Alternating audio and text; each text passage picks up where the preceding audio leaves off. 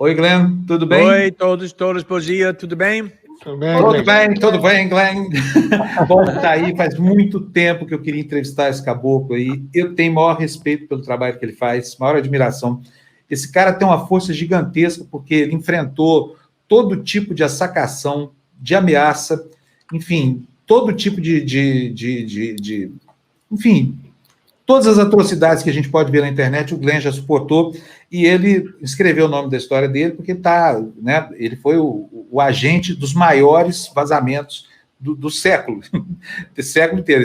Quem lê o jornalismo do século vai ler o nome do Glenn ali, além de ser um ativista com ideias ótimas, aí, que participa de movimentos, aí está aí enfrentando a questão lá nos Estados Unidos, né, denunciando o assédio do governo contra a população que protesta contra o racismo. Então, muito bem-vindo aqui, viu, Glenn? Muito obrigado pelo convite, estou muito feliz de finalmente estar aqui. Deu trabalho louco para a gente, para conseguir essa entrevista aí. Aliás, parabéns, viu, Bruno, por ter existido tanto. Glenn, bom, vamos começar pelo fim. Quero saber como é que você está vendo. Eu vou começar por um assunto específico, aliás. Nós tivemos anteontem, aquela história do Anonymous, né? Vazando dados, você conhece muito de vazamento, você sabe como é que isso acontece. Mas eu achei engraçado, fizeram uma festa muito grande em cima de vazamentos de dados que são, a rigor, públicos. Eles não estão publicados, mas eles são públicos. Eu queria saber como é que você interpretou esse vazamento de ontem. Você acha que aquilo é um vazamento sério ou um vazamento elevado a menos um? Um vazamento feio? Eu acho que a coisa mais significativa com esse vazamento não é necessariamente os dados que foram vazados, porque não, na realidade, tem nada muito incriminados, nem muito interessante com esses dados que foram vazados. Acho que a coisa mais importante e mais significativa do que os dados é o fato que foi vazado, porque o problema que nós temos agora, não só aqui no Brasil, mas geralmente no mundo democrático, é que temos governos que estão coletando muita informação sobre a população, e obviamente aqui no Brasil eles estão aumentando a informação que eles estão coletando, primeiro em nome da segurança, segundo em nome da pandemia, e essa falta de balança, quando o governo sabe tudo sobre a população, mas a população não sabe nada sobre o governo, que faz tudo em segredo, é muito perigoso.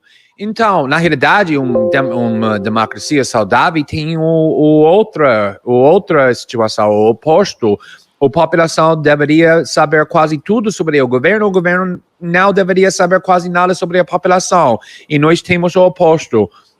Então, qualquer vazamento que elimina ou diminui essa imbalança, essa falta de balança, e dá mais informação, mais transparência sobre as pessoas com poder político, para mim é muito saudável e muito importante, apesar do fato que os dados, neste caso, não é muito incriminado, não.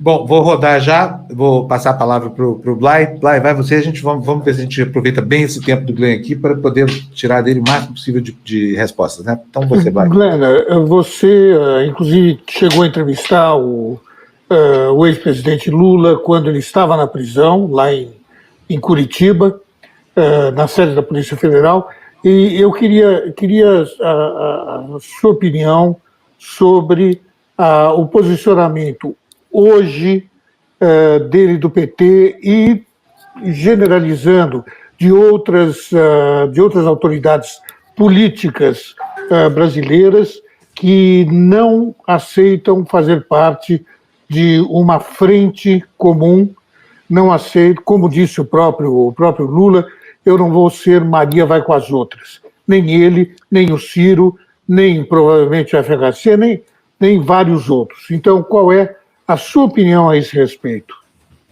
É uma boa pergunta. Acho que não é fácil analisar e responder, porque, por um lado, acho que precisamos aceitar o fato que ninguém na esquerda conseguiu até agora mostrar a capacidade de ganhar eleições nacionais, exceto do PT. Isso é um fato. O Lula conseguiu ganhar uma eleição 2 vezes, depois ajudou a Dilma, que também, sem Lula, ganhou uma eleição do nacional. Ninguém da esquerda conseguiu fazer isso até agora, menos do PT. E agora eu não posso ver um caminho como a esquerda pode ganhar uma eleição nacional, eleições muito importantes de Estado, sem o PT. Eu sei que tem pessoas como Ciro, como outras pessoas na esquerda, imaginando um futuro quando não é necessário ter o PT para ganhar uma eleição. Talvez esse dia vai chegar no futuro, mas agora como a gente pode ganhar sem o PT? Mas, por outro lado, também é a realidade que o antipetismo é muito alto, é muito forte em várias partes do país.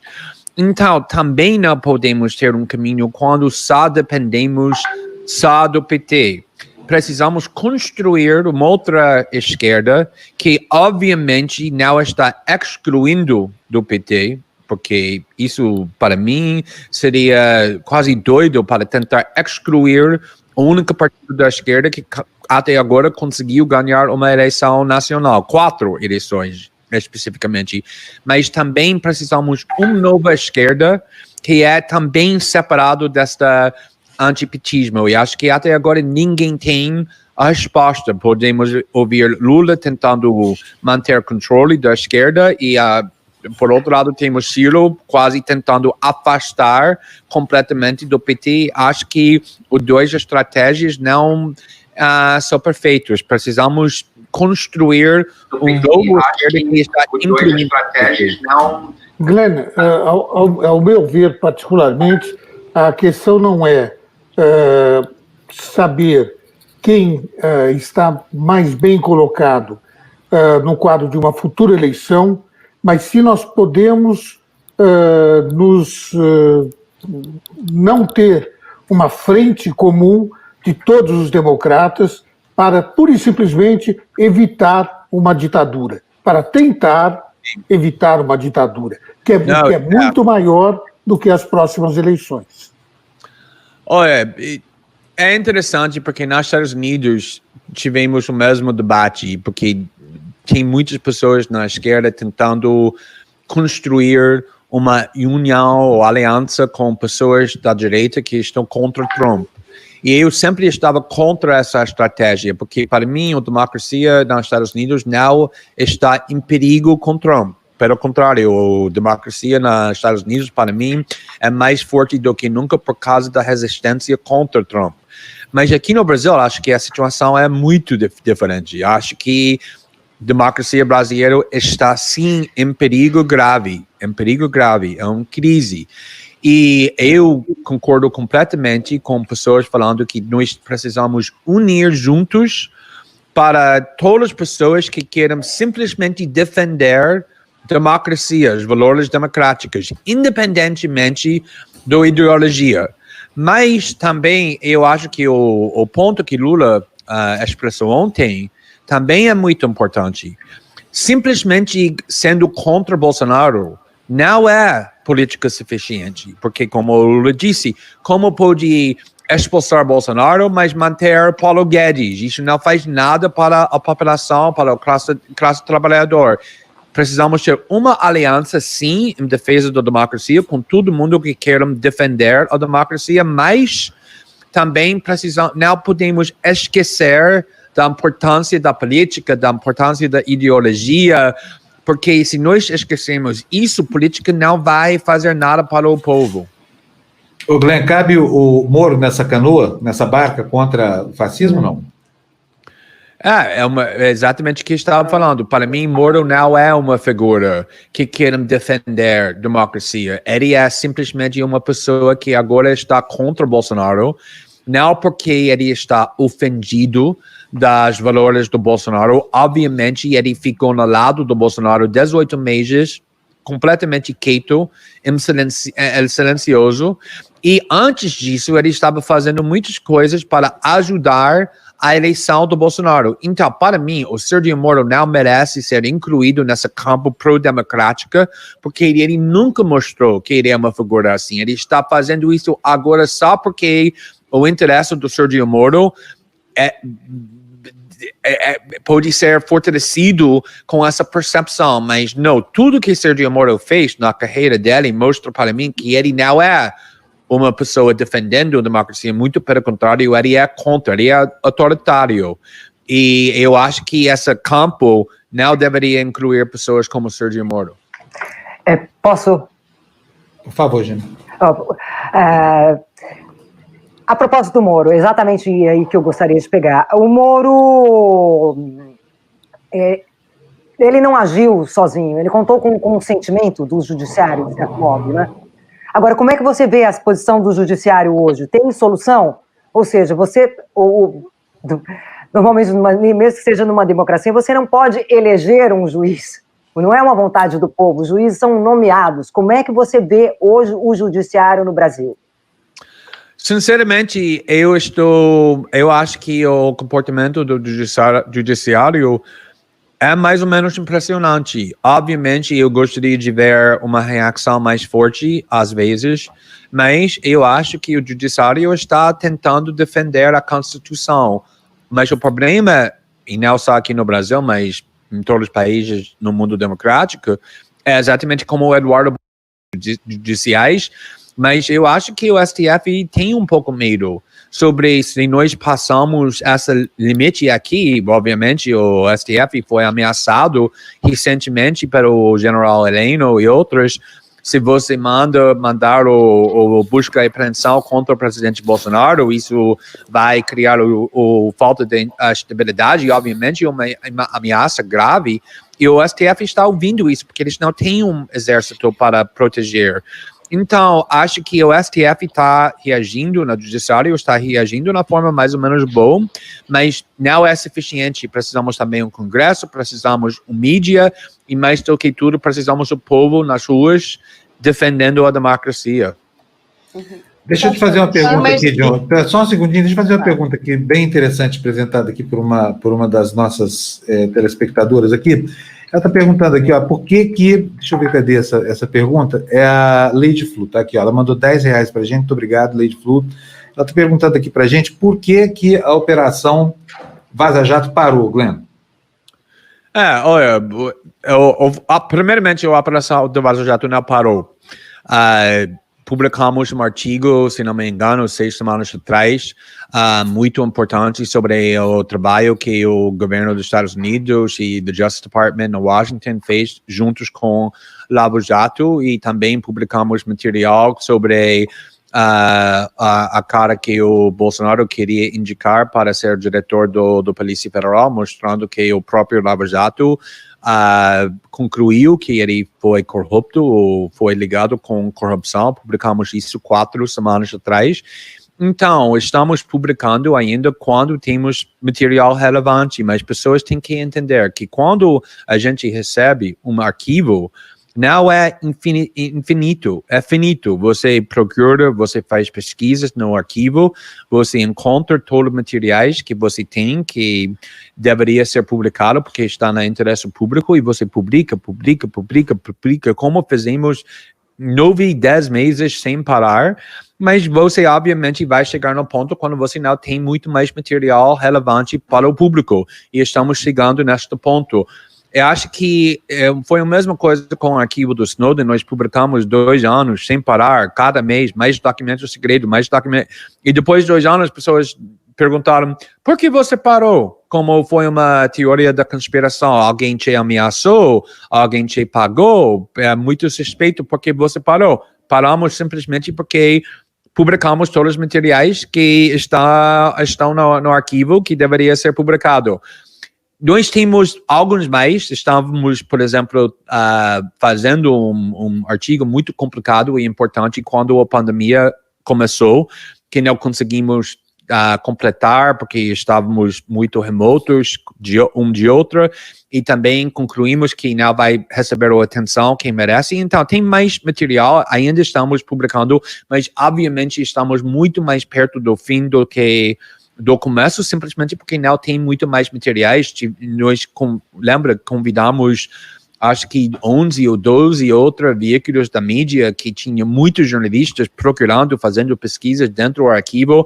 acho até agora tem 80, 90, quase 100 artigos que foram publicados com materiais segredos e esse arquivo como todo é finito e estamos acabando com o material agora. Muito bom. Quem quer perguntar agora? Deixa eu fazer uma pergunta do que ele acabou de dizer. Só quero pedir para vocês o seguinte, como olha só, meninas, vocês que gostam de ter perguntas longas, façam perguntas mais curtinhas para a gente aproveitar bem o tempo dele aqui, tá? As meninas e o menino também. Os meninos não, eu também. faço perguntas curtas. Vamos deixar isso bem clarinho, tá? Estou falando para mim também, tá? Eu vou seguir as minhas próprias orientações. Não só você. Né? Pergunta longa então vamos lá. Não, mas nós já estamos ficando estamos delongando as delongas. Mas vamos tirar que são as meninas que fazem isso. Glenn, você acaba de dizer que o que vai garantir a nossa democracia é o povo na rua. Só que a gente está no meio de uma pandemia. Existe essa dúvida enorme, o que fazer, como ir às ruas. É para ir às ruas?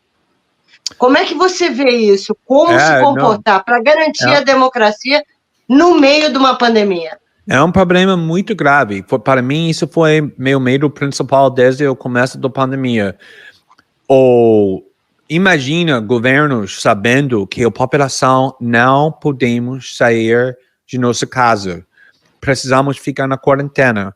Obviamente, o povo vai ficar muito mais fraco. Não podemos enfrentar os poderosos. Não podemos sair para as ruas para protestar. Isso sempre era minha preocupação principal sobre o coronavírus, que a população vai ficar muito dividido, muito isolado e, por causa disso, muito mais fraca do que antes. Mas, se nós estamos olhando para os Estados Unidos, estamos vendo pessoas no meio da pandemia saindo da casa para protestar contra racismo, contra fascismo, contra abuso do poder pela polícia. E pessoas estão decidindo que agora sabemos mais sobre essa doença, sabemos como fazer distanciamento social, sabemos como usar máscaras, os médicos podem tratar a doença um pouco melhor do que antes, mas o problema está aqui no Brasil, a grande maioria da população não tem acesso para hospitais, os hospitais públicos não funcionam. Então, se você fosse pobre, negro, mora na periferia e pega esse vírus, o problema é ainda muito grave. Então, pessoalmente, eu nunca falaria para ninguém que tem esse problema que eles deveriam sair na rua para protestar, mas essa pergunta fica que você expressou como a gente pode protestar e defender a democracia nas ruas no meio da pandemia. É uma pergunta muito difícil. Quem pergunta agora? É simples e rápido. Glenn, bom dia. Good morning. Tudo bem? Tudo. Good morning. Eu queria saber o seguinte, a gente atua aqui, de um modo geral, com uma ideia de conspiração americana contra os brasileiros. Isso existe mesmo? E o que os Estados Unidos querem tanto com o Brasil, além da Amazônia, que é claro e notório? Olha, sempre era a filosofia dos Estados Unidos, desde 200 anos atrás, que a América Latina é quase a propriedade dos Estados Unidos. Tem doutrinas, tem ideologia que fala que quem manda a América Latina é nós, os Estados Unidos. Então, tem o Monroe Doctrine, que tem 200 anos agora, que quase fala isso. E quando o Trump, por exemplo, queria mudar o governo da Venezuela, está citando essa ideia. Então, ainda existe, ainda vive. Mas eu acho que precisamos evitar a situação quando estamos exagerando esse envolvimento dos Estados Unidos também. Por exemplo, quando eu entrevistei a presidente Dilma no meio do processo do impeachment, na realidade fiz a primeira entrevista com ela depois da votação da Câmara para fazer impeachment contra ela. Eu perguntei a ela, porque tinha muitas pessoas pensando assim, esse impeachment está sendo impulsionado pelos Estados Unidos e, obviamente, ela sabe muito como alguém que lutou contra a ditadura que foi o resultado dos Estados Unidos, da interferência dos Estados Unidos, E ele disse, sinceramente, acho que não tem evidência sobre isso. Acho que esse ataque contra a democracia brasileira a fonte principal é doméstica, não é estrangeiros, não é internacional. Obviamente, nada importante aqui no Brasil pode acontecer sem a aprovação do Washington, porque Washington tem muito interesse no Brasil. O Brasil é um país muito grande, com muita influência, mais ou menos perto dos Estados Unidos, na América Latina, tem petróleo, tem a Amazônia, e os Estados Unidos sempre tinham interesse sobre como o Brasil está sendo governado, mas acho que tem forças fascistas, forças contra a democracia que são domésticas também. Eu acho que os Estados Unidos está completamente bom se a democracia brasileira termina. Eles não vão salvar a democracia brasileira, não vão interferir para proteger a democracia brasileira, mas também eles não têm muito motivo para terminar com isso. Para mim, os perigos contra a democracia brasileira estão aqui no Brasil e são brasileiros, fascistas brasileiros. Glenn, pergunta agora? Como estão as acusações sobre criminalidade, sobre cibercriminalidade contra você? Olha, essa tentativa de me processar criminalmente, obviamente, foi muito perigoso para qualquer jornalista, para a liberdade da imprensa, porque a teoria que eles usaram para tentar me processar criminalmente é muito, muito perigoso. Eu estou falando que qualquer comunicação que você tem com sua fonte para tentar proteger a segurança da sua fonte pode se tornar um criminal, parte da conspiração criminoso. Todos os jornalistas têm não só o direito, mas a obrigação para dar conselho para a fonte, como eles podem se proteger. Isso é um direito, uma obrigação fundamental de qualquer jornalista. E até agora o juiz disse que o único motivo que ele rejeitou esse processo criminal contra mim é por causa da decisão no ano passado do STF. Mas ainda o Ministério Público e o procurador fanático que me processou, que também processou Felipe Santa Cruz por criticar do Sérgio Moro, ele é um fanático abusando do seu poder, ainda ele está tentando recorrer a essa decisão, rejeitando o processo, então eles ainda estão tentando me processar criminalmente, e eu acho que a reação na imprensa internacional, nos Estados Unidos, na Europa, foi tão forte contra isso, também aqui no Brasil, onde não sou totalmente amado pela imprensa, foi tão forte porque todos os jornalistas reconhecem que essa teoria é uma ameaça e o perigo para a liberdade da imprensa para todo mundo, não só para mim.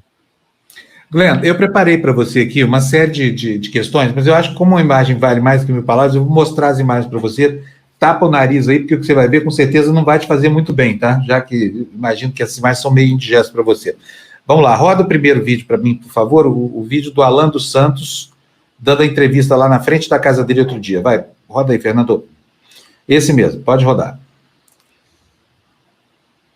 Falaram que você tem publicado fake news.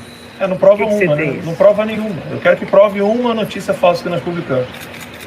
A notícia que nós noticiamos do encontro do Miguel Migalhas. Olha, tá bom, já tá bom. Só queria essa afirmação dele. Agora quero que o Fernando ponha no ponto para mim a sequência de imagens aí. A imagem sobre... esse cara, eu acho esse cara um dos piores bandidos contemporâneos, viu? Ele tem se prestado ao pior serviço, né? Ele é o lixeiro do submundo da política. Agora, ele fez um desafio. Eu nunca vi jornalistas tão mal preparados para enfrentar um entrevistado como ele. Ninguém contestou isso que ele falou. Olha aí, ó, terça livre oficial. Urgente, Glenn Greenwald é internado às pressas no Rio de Janeiro. Depois disso aí, ele afirmou que o Glenn tinha sido internado por causa de uma overdose de cocaína. Nós temos o slide aí, Fernando? Não, né? Não tem. Mas, enfim, ele disse isso. E como tem dito... vamos ver. Põe na tela maior. Tem jeito de aumentar? Não tem não, né? Ficou chocado ao ver um jornalista cheirando cocaína no Palácio do Planalto no dia da posse presidencial e que ele não frequenta os estúdios perto da Avenida Paulista, acho, como aqui também não frequenta.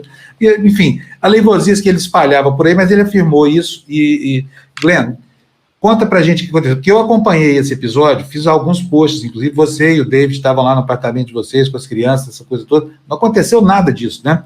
Como é que você encara essa figura como tendo protagonismo hoje na definição da política de comunicação de um governo, de um país do tamanho do Brasil, Glenn?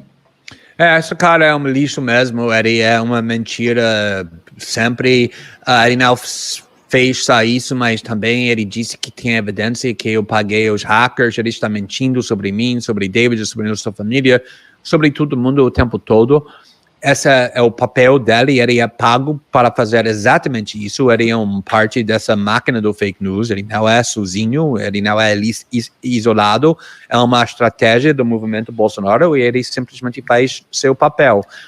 Eu tenho um pouco de preocupação como alguém que sempre defendia a liberdade de expressão como advogado, primeiro, agora como jornalista, eu tenho preocupação quando o governo tenta criminalizar mesmo fake news, porque às vezes é muito difícil diferenciar entre fake news e opiniões e tudo isso.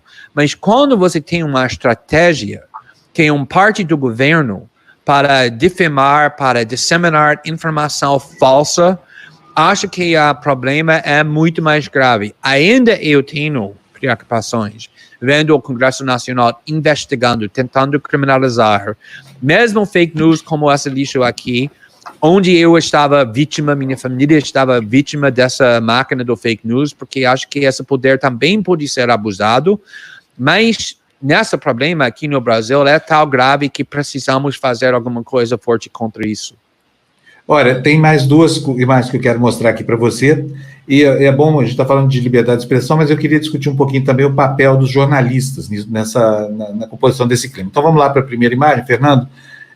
O dia em que o Augusto Nunes faz uma série de suposições sobre a vida sua, pessoal e do David, de casal, com relação à educação dos filhos de vocês. Eu fiquei tão indignado com aquilo que eu falei, não, o dia que eu entrevistar o David, eu quero ver como é que ele responde a isso. E logo depois, vocês tiveram um entrever numa entrevista lá na Rádio Jovem Pan, a gente vai mostrar isso, que eu quero falar sobre isso. Vamos lá. Então, primeiro o Augusto Nunes inventando essa história sobre a qualidade da paternidade dele e do David. Fala, Augusto Nunes. E é o seguinte, eu estava pensando, né, nesse casal. O Glenn Greenwald passa o dia tendo chiliques no Twitter, ou trabalhando como receptador de mensagens roubadas. Esse Davi fica em Brasília lidando com rachadinhas, que essa é a suspeita aí que isso dá trabalho. Quem é que cuida das crianças que eles adotaram? Quem é que cuida das crianças que eles adotaram, Glenn? Olha, eu sou mãe aqui, né? Desculpa, a Cássia, acho que não é. A Gina é mãe, não? Não. Gente, é um absurdo isso. Ele deveria... Eu não sei se cabe um processo aí, mas é uma coisa tão desprezível. Abjeta, exatamente. O que é isso? Isso foi a coisa mais nojenta que eu vi na minha carreira como jornalista ou advogado. Porque a coisa que ele disse depois, naquele vídeo que você mostrou, a última frase, ele disse que acho que um juiz de menores deveria investigar, ou seja, que talvez o tribunal deveria tirar nossos filhos e mandar eles voltar para o abrigo. Imagina qual doença existe dentro da alma e cérebro de uma pessoa para falar isso contra um adversário político. Mas isso é a mentalidade desse movimento. Eles atacam sem limites. Para mim, eu nunca atacaria os filhos de pessoa. E eu estava chocado sinceramente, eu não sou novo para conflito político, para guerra política, mas o último limite tem que ser os filhos das pessoas, os menores das pessoas, mas obviamente ele não tem um menor limite para atacar usando nossos filhos publicamente contra nós, foi completamente nojenta. Tem um outro cara que o Bolsonaro ama também, que disse que naquela época, quando minha mãe estava morrendo de câncer terminal, que estávamos mentindo sobre isso, quando minha mãe morreu 3 meses depois com câncer, processamos ele, porque isso foi um ataque de minha mãe quando ela estava morrendo e ganhamos o processo, mas esses processos não servem muito não, ele tem que pagar 15 mil reais, alguém vai pagar isso para ele vai continuar, Então, eu acho que a solução é para pessoas decentes unir, exatamente como estávamos discutindo, pessoas precisam unir em defesa da democracia, também precisamos unir contra essa máquina do fake news, porque hoje vai ser nossa família, mas amanhã vai ser sua. Olha, Glenn, o último trecho de imagem aqui que eu separei para você, olha aqui, ó, o que está acontecendo com a Cassiana. A Cassiana é a medida... Opa, cadê a Cassiana? Que dá a nossa indignação. Está chorando aí, né, Cassiana? Tadinha da Cassiana, ela é super emotiva. Enfim, dá raiva, às vezes eu choro de raiva, né? Não, essa cena, vou falar uma coisa.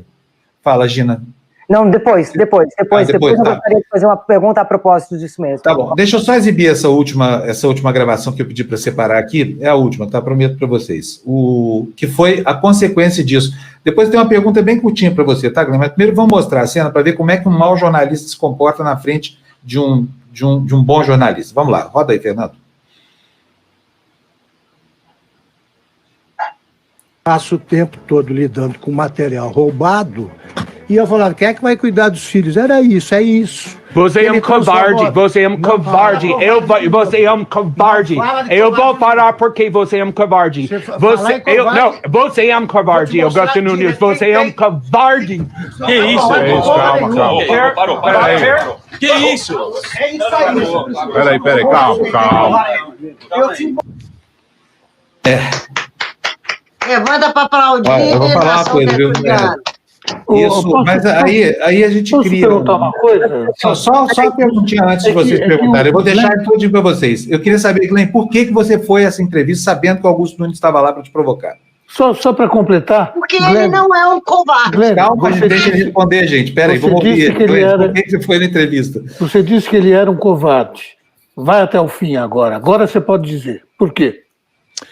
Na realidade, ele não me deixou falar porque ele é covarde porque ele estava falando que nossos filhos deveriam ser investigados pelo juiz de menores, só porque nós dois trabalhamos. O David é um deputado federal, eu sou jornalista. Foi o único ponto dele, quando tem dois pais que trabalham, que cuidam os filhos. Ele tem muitos colegas, muitos chefes, que também tem casais onde os dois pais trabalham, mas são heterossexuais, mas ele nunca falaria isso sobre os chefes dele. Meu chefe trabalha como meu chefe, a mulher dele trabalha como advogado ou médica, quem cuida dessas filhas? O juiz ele nunca falaria isso sobre ninguém que ele conhece, só contra nós, porque foi muito homofóbico, obviamente. Isso foi muito covarde, e também a covardia usando filhos de menores que não podem se defender na guerra política. Mas para mim, a coisa mais covardia do que tudo foi o fato que ele nunca falaria isso se ele tem uma opinião que dois pais não podem cuidar filhos quando os dois pais trabalham. Por que ele não está falando isso sobre as pessoas com quem ele trabalha, sobre as pessoas que estão ao lado dele política? Ele não tem coragem para falar isso sobre elas, só sobre nós. Isso foi meu ponto, e isso foi muito interessante, porque David e eu sempre brincamos, pessoas brincam com nós o tempo todo, falando que David é mais emocional, eu sou mais frio como norte-americano, ele é brasileiro, mas naquele momento eu estava mesmo indignado como pai. É um instinto para proteger meus filhos, que nós obviamente amamos, que nós adotamos. E eu cheguei na Pânico, foi a terceira vez que fui lá para a Pânico, porque eu acredito no diálogo com pessoas com outras opiniões. E no último minuto eles disseram, gostaríamos ter o Augusto Nunes com você, isso é bom com você? Eu disse, tudo bem, eu vou falar com qualquer pessoa, mas eu nunca falaria com ele até ele pedir desculpa para aquelas coisas que ele disse sobre nossos filhos. Por causa disso, eu comecei com isso e não estava disposto para discutir nada outra até resolvemos isso, e isso foi o resultado. E como é que isso repercutiu na cabeça das crianças de vocês? Vocês sofreram um bocado com isso, não foi? Eles ouviram, nós falamos com eles sobre isso, porque nós sabemos que eles iam ouvir sobre isso na escola, com outros alunos, mas eles entendem nossas vidas, eles entendem que nós temos uma vida pública, nós levamos eles para protestos, para eventos, porque eles são parte da família pública, eles são parte da família linda que com 2 pais, com outras cores. Então, queremos ser um exemplo para a juventude do LGBTs, para muitas pessoas que estão sendo demonizados, que não, você não vai ter uma vida vazia, uma vida doente, uma vida sozinho, uma vida triste. Você pode ter uma vida completa. Essa é a nossa obrigação com a nossa plataforma pública e eles entendem isso melhor do que nunca agora. Agora eles têm paixão e sabedoria sobre nosso trabalho, sobre nosso papel da sociedade, então eles estão entendendo mais sobre isso todos os dias. Bom, gente, eu tenho que agradecer. Gina, fala, faltou você, né? Depois da Gina a gente vai encerrar, porque nós temos o David Miranda depois do Glenn. Perfeito. Glenn, eu entrevistei o Steve Bannon no ano passado e percebi bem a influência dele no governo brasileiro. Eu quero chegar no seguinte ponto. As fake news que você acabou de declarar que faz parte de uma estratégia, tem o dedo do Steve Bannon nesta estratégia da fake news? Obviamente o Eduardo Bolsonaro ou outras pessoas que está crucial para o movimento Bolsonaro é bem ligado com Steve Bannon. Steve Bannon é uma cara muito inteligente e foi ele, na realidade, que construiu a estratégia do Donald Trump, que ganhou a eleição, e ele quer copiar essa estratégia para outros países, para ter essa forma de populismo da direita, que ele gosta, nacionalismo, e ele ama a família Bolsonaro, e obviamente ele está dando conselho o tempo todo, e crença do Steve Bannon é que tem que construir os veículos da mídia independentemente da mainstream media, do Globo, do Folha, do Estadão. Na realidade, acho que essa estratégia é muito importante para a esquerda também. Eu gostaria de ver isso sendo feito da esquerda. Obviamente, seu programa, por exemplo, é um exemplo, The Intercept é um exemplo, mas nós precisamos competir com o direito, porque agora eles têm mais acesso no YouTube, na internet, do que a esquerda. Então, isso é a realidade, eles estão construindo isso, e sim, a influência do Steve Bannon é muito visível com essa tática. Olha, Glenn, foi um prazer muito grande, viu? Está convidado muito já para voltar. Muito prazer vocês também. Tenho muita admiração, muito respeito por você. Respeito é o sentimento que um jornalista pode nutrir de mais significativo por outro, né? E a gente tem respeito por você aqui, tá? Próxima vez, se tiver mais uma leak dessa qualquer aí, pode nos convidar para ir junto, nós vamos com você, tá bom? Perfeito. Muito obrigado, David, está no meu lado, muito pronto para falar com vocês. Então, muito obrigado mais uma vez, bom dia para todos. Muito obrigado, Glenn. Tchau, tchau. Obrigadíssimo.